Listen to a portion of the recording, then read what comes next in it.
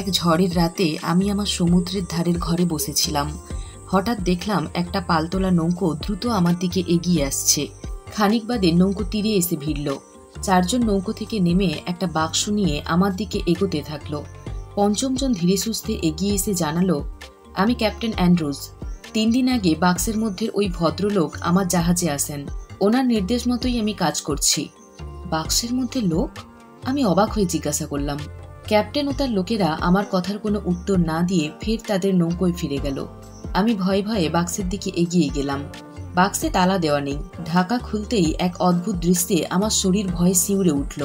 বাক্সের ভেতরে একটা ধাতব মানুষ, গায়ের রং গাঢ় লাল। আমি দেখেই বুঝেছিলাম এ মূর্তি আমার বন্ধু কেলভিনের। আমি ওর মাথার তলা থেকে একটা চিঠি পাই। সেই লেখাই পড়ে শোনাচ্ছি। প্রিয় রাসেল, তুমি আমার সবচেয়ে প্রিয় এবং একমাত্র বন্ধু। তাই আমি আমার এই শরীর ও এই লেখা তোমার কাছে পাঠানোর ব্যবস্থা করছি। আমি আমার কাছে থাকা অবশিষ্ট বেগুনি রঙের তরলটুকু খেয়ে তোমাকে লিখছি। এই তরলটুকুর জন্যই আমি এতদিন বেঁচে থাকতে পেরেছি। আমি আমার অভিনব অভিজ্ঞতাটুকুর কথা লিখে নিশ্চিন্তে মরতে চাই। তুমি তো জানোই আমার অভিযানের লক্ষ্য ছিল এল রিও ডি লা সাংরি, অর্থাৎ রক্তের নদী। এই ছোট নদীর লাল জল প্রশান্ত মহাসাগরে এসে মেশে। আমি আমার আগের অভিযানে দেখেছিলাম যে এর জল অত্যন্ত তেজস্ক্রিয়। জল রেডিয়ামের তেজস্ক্রিয়তা শোষণ করে নিতে পারে। তাই আমি আশা করেছিলাম এ নদীর উৎসমুখে নিশ্চয়ই এমন কোনো আকরিক পাবো যার মধ্যে রেডিয়াম আছে। এ নদী প্রায় 25 মাইল দূরে কার্ডিলেরাস থেকে বেরিয়েছে। কয়েক মাইল পাহাড়ের খাড়ির মধ্য দিয়ে প্রবাহিত হয়ে শেষে এক অপূর্ব জলপ্রপাতের সৃষ্টি করেছে। ওই জলপ্রপাতের পর কোনো অভিযাত্রীর দল আর এগোয়নি। সে এলাকা এত দুর্গম যে আগেরবার আমি যাবার চেষ্টা করেও ব্যর্থ হয়েছি। এই গ্রীষ্মে আমি একটা ছোট প্লেন কিনেছিলাম। তাতে খালি একজন ঘণ্টাখানিক উড়তে পারে। এর গতিবেগ খুব কম হলেও মূল সুবিধে হলো একে খুব ছোট জায়গা থেকে ওড়ানো যায়, যেখানে সেখানে নামানো যায়। আমি ওই প্লেন পরীক্ষামূলকভাবে চালিয়ে দেখে নিলাম। সব ঠিকঠাক কাজ করছে। সেদিন বিকেলে ট্যাঙ্ক ভর্তি করে আমি রিও ডি লা সাংরির উদ্দেশ্যে রওনা দিলাম। ওপরে উড়ে যেতে যেতে মনে হচ্ছিল যেন এক লাল সাপ সমুদ্রের দিকে এগিয়ে চলেছে। ঝর্ণা আর পাহাড়ের মধ্য দিয়ে সেই নদীর গতিস্রোতকে অনুসরণ করে আমি এগিয়ে চললাম। খানিক বাদে ওই নদী এক পাহাড়ের তলায় হারিয়ে গেল। আমি ভাবলাম এখানেই প্লেন দাঁড় করাই। পরক্ষণেই ভাবলাম হয়তো এই স্রোত কয়েক মাইল মাটির তলার থেকে আবার কোথাও মাটির উপরে জেগে উঠেছে। আমি পাহাড় পেরিয়ে এগোতে থাকলাম। হঠাৎ চোখে পড়ল এক সবুজ লেক। পরক্ষণেই বুঝলাম ওটা লেক নয়, ওটা আসলে ভারী গ্যাস। সূর্যাস্তের রূপলি রঙের ছোঁয়া তখন লেগেছে চারিদিকের বরফ ঢাকা পাহাড়ের গায়ে। জানি না কেন আমার মনে হলো এইখানেই আছে আমার লক্ষ্য রেডিয়াম। আমি ওই জায়গাটার উপর পাক খেতে লাগলাম। সূর্য আস্তে আস্তে ডুবে যেতে লাগলো। ওই সবুজ লেকের মধ্যে থেকে একটা আগুনের বলাকাকে যেন উঠে আসতে দেখলাম। আস্তে আস্তে পাক খেতে খেতে ওটা উপরে উঠতে লাগলো। ওটা আমার উচ্চতায় খানিক বাদে চলে এলো আর দ্রুত পাক খেতে শুরু করলো। কুয়াশাচ্ছন্ন সন্ধ্যার আলোয় ওই গোলক এক অবর্ণনীয় রঙে রঙিন হয়ে উঠল। আর তারপরেই দ্রুত ওই ঘন সবুজের সমুদ্রে ডুবে গেল। সঙ্গে সঙ্গে চারপাশে গভীর অন্ধকার নেমে এলো। আমি ভয়ে হতবাক হয়ে বুঝলাম শহরে ফেরার জন্য আমার হাতে সময় খুব কম আছে। সম্পূর্ণ অন্ধকার নেমে আসার আগেই আমাকে সেখানে পৌঁছতে হবে। আমি শহরের দিকে প্লেন চালিত করলাম। আমি অবাক হয়ে ভাবতে থাকলাম, কি ওই গোলক? যেন রেডিয়ামের সাহায্যে কোনো বেলুন ওড়ানো হয়েছে। ঠিক তখনই আমি খেয়াল করলাম আমার ককপিটের সামনে উজ্জ্বল নীল রঙের কি যেন জমা হয়েছে। বুঝতে পারলাম ওই উজ্জ্বল আলো আমাকেও ঘিরে ধরেছে। আমি শারীরিক কোনো অস্বস্তি বোধ করলাম না, শুধু ওই নীল ঔজ্জ্বল্য আমাকে ঘিরে বাড়তে থাকলো। লক্ষ্য করলাম আমার শরীর ভারী হতে শুরু করেছে আর প্লেন নিচে নেমে যাচ্ছে। ভয়ে আতঙ্কে আমি যে করে হোক প্লেনটাকে ওপরে ওঠানোর চেষ্টা করলাম। আমার হাত ওদিকে এত ভারী হয়ে উঠেছে যে তা নিয়ন্ত্রণ করা খুব দুষ্কর। এর মধ্যেই আমাকে কেমন যেন ঘুমের আবেশ পেয়ে বসলো। যখন ঘুম ভাঙলো দেখলাম আমি ওই সবুজ গ্যাসের মধ্যে চলে গেছি। আমার প্লেন ওই সবুজ গ্যাসের সমুদ্রে ডুবতে শুরু করেছে। গ্যাসটা অবশ্য শ্বাসরোধকারী ছিল না। সত্যি বলতে কি আমি বিশেষ কোনো তফাৎ বুঝছিলাম না। একটাই যা, আমি কয়েক মিটারের বেশি দেখতে পাচ্ছিলাম না। খানিক বাদে আমি এক সমতল মসৃণ বালুচরের প্রায় ওপরে পড়লাম। প্লেন দাঁড় করাতে বিশেষ অসুবিধে হলো না। এখানকার বালি একটু উজ্জ্বল আর লালচে। আমি কোনো রকমে ককপিট থেকে বেরিয়ে এলাম। আমি এত ভারী হয়ে গেছি যে সোজা হয়ে দাঁড়াতে পারছিলাম না। কোনো রকমে লাল বালির ওপর দিয়ে হামাগুড়ি দিয়ে যেতে লাগলাম। আমি নিশ্চিত যে আমাকে টেনে নামিয়ে আনার পেছনে কোনো বুদ্ধিমান জীবের হাত আছে। মাঝে মাঝে আমি ঘাড় ঘুরিয়ে দেখছিলাম। যখন আমি প্রায় 100 গজ দূরে, দেখলাম প্লেনটাকে ঘিরে কতগুলো নীল রঙের চাকতি ঘোরাঘুরি করছে। খেয়াল করলাম আমার অত্যধিক ওজন কমে গেছে। প্রায় আধ মাইল এভাবে চলার পর খেয়াল করলাম প্লেন আর দেখা যাচ্ছে না। বুঝতে পারলাম আমি দিকশূন্য হয়ে গেছি। আমি এক অদ্ভুত জায়গাতে হারিয়ে গেছি, যার ধারণা করাও আমার পক্ষে সম্ভব নয়। চারিদিকে খালি চকচকে লাল বালি আর সবুজ বাতাস। আমার মনে হলো আমি সব রকমের প্রাণীর স্পর্শ থেকে বিচ্ছিন্ন হয়ে গেছি। হঠাৎ এক উজ্জ্বল আলো সবুজ বাতাসের মধ্য দিয়ে চলে গেল। আমি ভয়ে ছুটতে গিয়ে এক ধাতব জিনিসে হোঁচট খেলাম। আলোটা আর নেই।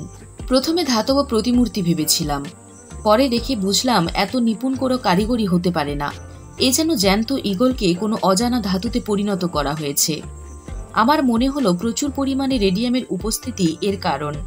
আমি ভয়ে শিউরে উঠলাম। তাহলে কি আমিও ওই ধাতুতে পরিণত হয়ে যাব? আমি দেখতে থাকলাম ওই ধাতুর আর কোনো জিনিস আছে নাকি। চারিদিকে এরকম অজস্র জিনিস ছড়িয়ে আছে, নানা ধরনের ধাতব জন্তু। আমি নিজেকে পরীক্ষা করলাম। দেখলাম আমার নখ আর চুলের ডগা হালকা সবুজ ধাতুতে পরিণত হয়েছে। আমি ভয়ে পাগলের মতো হয়ে গেলাম। পাগলের মতো চিৎকার করে ছুটোছুটি করতে লাগলাম। হঠাৎ দেখলাম ওপর থেকে যে বড় লাল চকচকে গোলকটা আমি দেখেছিলাম, আমি তার কাছে এসে পড়েছি। ওর চারিদিকে আলো ঘোরাফেরা করছে। আমি উল্টো দিকে ছুটতে শুরু করলাম। খানিক বাদে একটা বেগুনি গাছ চোখে পড়ল। লম্বা সরু ঘাসের মতো তার পাতা। তার কিছু দূরেই এক লাল স্রোত ধীরে ধীরে এগিয়ে চলেছে। এল রিও ডেলা সাংরি। আমি ওই গাছে হেলান দিয়ে বসে ভাবার চেষ্টা করলাম। চোখ পড়ল নখের দিকে। ধাতব অংশ আরো বেড়ে গেছে। আমার মনে হলো যদি কোনো রকমে প্লেনটা খুঁজে পাই, ওই ভয়াবহ তেজস্ক্রিয়তার হাত থেকে আমি রেহাই পাব। আমি অসম্ভব ক্ষুধার্ত হয়ে পড়েছিলাম। ওই গাছের ফল খেতে শুরু করলাম। নোনতা ধাতুর মতো আস্বাদ। ওই ফলের খানিকটা রস আমার হাতে এসে পড়েছিল।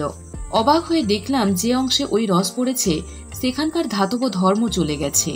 নির্ঘাত এই গাছগুলো অভিযোজনের মাধ্যমে টিকে থাকতে গিয়ে এমন এক যৌগ উৎপন্ন করে যা ওদেরকে ধাতুতে পরিণত হতে দেয় না। তাই এরা এই তেজস্ক্রিয়তার মধ্যেও বেঁচে আছে। আমি অনেকগুলো ফল খেয়ে নিলাম। ওই ফলের রস পাত্রে ভরে নিলাম। আমি ওই রস নিয়ে পরীক্ষা নিরীক্ষা করে দেখেছি যে ওই রসের রেডিয়ামের তেজস্ক্রিয়তার জন্য দহনকে নিষ্ক্রিয় করার ক্ষমতা আছে। আমি সকালের অপেক্ষায় শুয়ে রইলাম। খানিক বাদে সকালের ক্ষীণ আলো সবুজের স্তর ভেদ করে এলো। আমি নদী বরাবর হাঁটতে শুরু করলাম। হাঁটতে হাঁটতে দুপুর হয়ে গেল। মাঝে মাঝে ধাতব গাছ, ধাতব ভালুক আর ধাতব পাখি ছাড়া বিশেষ কিছু চোখে পড়েনি। এরকম যুগ যুগ ধরে হয়ে আসছে এটুকু বুঝলাম। প্রায় 2.5 মাইল হাঁটার পর একটা খাড়া পাহাড় চোখে পড়ল। কালো পিচ ব্লেন্ডের পাহাড়। ওই পাহাড়ে চড়া একেবারে অসাধ্য। আমি পাহাড়ে ওঠার পথ খুঁজতে লাগলাম। আমার মনে হচ্ছিল আমি ওই অজানা আলোর উৎসের কাছে এসে পড়েছি। অবশ্য দিনের বেলা কিছুই দেখলাম না। নানা জায়গা থেকে খাড়া পাহাড়ে ওঠার চেষ্টা করলাম, আর বারবার ব্যর্থ হয়ে নিজেকে নিতান্ত অসহায় বলে মনে হচ্ছিল। ক্ষুধা তৃষ্ণা ভয়ে কান্না পাচ্ছিল। তবুও হাল ছাড়লাম না। শেষ পর্যন্ত আমি ওই পাহাড়ের ওপরে উঠে এলাম। কালো ধাতব একটা নলাকার বস্তু চোখে পড়ল। প্রায় 100 ফুট উঁচু ওই নল সবুজ কুয়াশার মধ্যে জেগে আছে। ওপরের দিকে আগুনের শিখা। মনে হলো কোনো দাহ্য গ্যাস দারুণ জোরে নলের অন্য মুখ দিয়ে বেরিয়ে যাচ্ছে। আমি অবাক হয়ে তাকিয়ে রইলাম। বুঝলাম আমি ওই অজানা আলোর শহরে এসে পড়েছি। এখন ওরা সবাই ঘুমন্ত। রাতের বেলা হয়তো ফের জেগে উঠবে। আমি চুপিসারে ওই এলাকা ছেড়ে প্লেনের খোঁজে এগোতে থাকলাম। আস্তে আস্তে বাতাস আর বালির ঔজ্জ্বল্য বাড়তে লাগলো। রাত আসছে। এদিক ওদিক আলো চলাফেরা শুরু হয়ে গেছে। মনে হলো ওই আলো কিছু একটা খুঁজছে, নির্ঘাত আমাকেই। আমি একটা বালির গর্তে গিয়ে লুকোলাম। একটা আলো আমার কাছে এসে পড়ল। খানিক বাদে একটা আলো এসে আমার মাথার কাছে থামলো। আমি বুঝলাম পালিয়ে কোনো লাভ নেই, ধরা পড়ে গেছি। আস্তে আস্তে ওকে দেখতে পেলাম। একটা ঝকমকে কেলাসের থেকে প্রভা বেরোচ্ছে। প্রিজমের মধ্যে আলো স্পন্দিত হচ্ছে। ওর আলো সরাসরি আমার উপর এসে পড়ল। আমার মনে হলো এ যেন একেবারে অন্য ধরনের প্রাণীর রূপ। হয়তো প্রচণ্ড চাপে জল কেলাসে পরিণত হয়ে এরকম হয়ে থাকতে পারে। ওর কৌণিক বিন্দুগুলোর থেকে উজ্জ্বল লাল রঙের আগুন বেরিয়ে আমার শরীরের ওপর ভাগ ছুঁয়ে যাচ্ছিল। আমার ওজন কমে গেল। আমাকে ওই বস্তুটা বাতাসের মধ্য দিয়ে উড়িয়ে নিয়ে চলেছে। আমি জ্ঞান হারালাম। জ্ঞান যখন ফিরল দেখলাম এক উজ্জ্বল আলোর শূন্যে আমি ভাসছি। আমি হাত পা ছুঁড়লাম। দেখলাম আমার চারিদিকে কোনো কঠিন বস্তু নেই। গত দুদিন স্বপ্নের মতো মনে হলো। আমার কাঁধের ডান দিক কিরকম একটা শক্ত লাগছিল। লক্ষ্য করলাম ওখানে একটা ক্ষত চিহ্ন। বুঝলাম ওই কেলাসাকার বস্তুগুলো আমাকে কেটে কিছু একটা ঢুকিয়ে দিয়েছে। আমি সম্পূর্ণ ওজন শূন্য। আমার উপর অভিকর্ষ বল কোনো কাজ করছে না। আলোর চলাফেরা আর নেই। বুঝলাম দিন হয়ে গেছে। আমি আমার হাত পা ছুঁড়ে বাতাসের মধ্যে এগোতে গেলাম। বৃথা চেষ্টা। 1 ইঞ্চিও এগোলাম না। আমার পকেটের বন্দুকটার কথা এতক্ষণে খেয়াল হলো। আমি নিজেকে গুলি করতে গেলাম। বন্দুকটা হাতে নিয়েই আমার মাথায় এক অন্য বুদ্ধি এসে গেল। আমি শূন্যে 6টা গুলি ছুঁড়লাম। প্রত্যেকবার ওই গুলির প্রতিক্রিয়া বল আমাকে প্রচণ্ড জোরে দূর থেকে আরো দূরে সরিয়ে নিয়ে গেল। ওই আলোর বাইরে এসে আমি আমার ওজন ফিরে পেলাম। আস্তে আস্তে আমি মাটিতে নেমে এলাম। খানিকক্ষণের মধ্যেই আমি আমার প্লেনটাও খুঁজে পেলাম। ছুটে গিয়ে ককপিটে বসলাম। খানিকক্ষণের মধ্যেই ওই সবুজের সমুদ্রের থেকে ওপরে উঠে এলাম। পাহাড় পেরিয়ে ঘণ্টাখানেকের মধ্যেই আমি আমার বাড়ি পৌঁছে গেলাম। আমার জামা আর জুতোয় বেশ খানিকটা লাল বালি লেগেছিল। আমি ওই বালি পরীক্ষা করে দেখলাম ওতে রেডিয়াম এত বেশি পরিমাণে আছে যে 1 মুঠো বালির দামই প্রায় কোটি কোটি টাকা। কিন্তু ভাগ্যে অন্যরকম লেখা ছিল, তাই ওই কোটি কোটি টাকার কোনো মূল্যই আমার কাছে নেই। আমার কাছে পাত্রে ওই গাছের রস ছিল, ধাতব পদার্থ থেকে নিষ্কৃতি পাওয়ার একমাত্র উপায়। কিন্তু সে সাময়িক। আস্তে আস্তে ওই ফলের রসও একদিন শেষ হয়ে গেল। এখন আমার মৃত্যু নিশ্চিত। ইতি তোমার বন্ধু থমাস কেলভিন। ভালো থেকো রাসেল।